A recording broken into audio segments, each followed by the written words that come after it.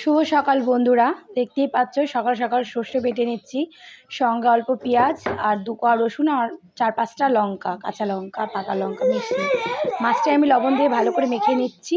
এইদিকে আমি সর্ষে বাটাটা এর মধ্যে মাখিয়ে নেব ভালো করে সর্ষে তেল দিয়ে। আর দিয়ে দিচ্ছি আমি হলুদ, একটা কুচনো টমেটো। এবার সর্ষের তেলটা দিয়ে আমি ভালো করে মাখিয়ে 5 মিনিট মতো রেখে দেবো।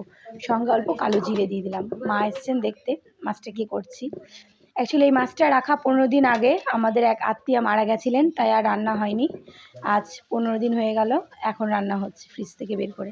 4টে কাঁচা লঙ্কা দিয়ে, গোটা কাঁচা লঙ্কা আমি দিয়ে দিয়েছি, চিড়ে দিইনি, কারণ লঙ্কাগুলো তো জানি না কেমন ঝাল হবে, তাই গোটাই দিয়েছি।